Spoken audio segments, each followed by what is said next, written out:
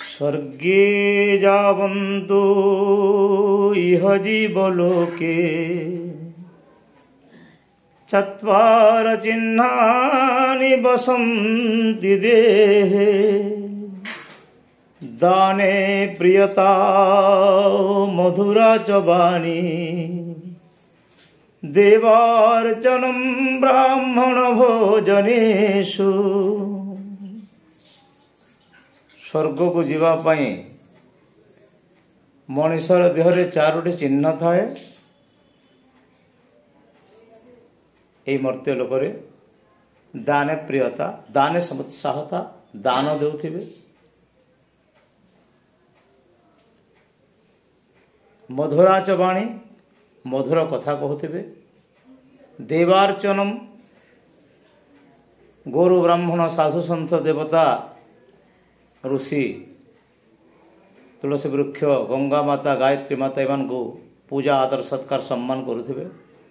ब्राह्मण सेवा गुरु सेवा तुलसी सेवा गंगा माता सेवा गायत्री माता सेवा भागवत पाठ रामायण पाठ आदि करुथिबे। मधुरा च वाणी देवार्चनम ब्राह्मण भोजन से ब्राह्मण को भोजन दे यहीटा हूँ स्वर्ग को लक्षण। नरक को लक्षण कौन आत्म प्रशंसा सुजनस्य निंदा कुटिलता नीच जनेषु संग अत्यंत रोष कटुता च वाणी नरस्य चिह्नम नरका गतिश्च।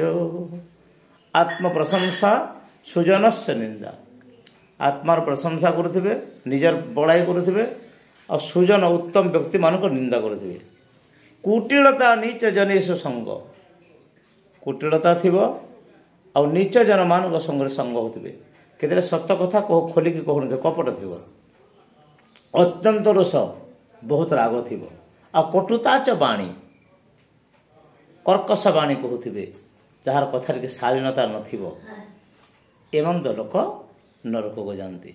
स्वर्ग को एवं नरक को जीवार दुईटा रास्ता मनुष्य देहरे लक्षण गुड़ाक परिप्रकाशित हुए। एथिरु कौ लक्षण को आपण मान निजे रखिबा कथा आ कौ लक्षण को दूरे रहिबा कथा ताहा विचार आपण मान को निर्भर करे। कारण जीव गला समय रे धर्म अधर्म पाप पुण्य यही सब को नहीं जाए जस अपजस संसार रह जाए। नमो नारायण नमो नारायण नमो नारायण हरे हरे प्रभु दया करो।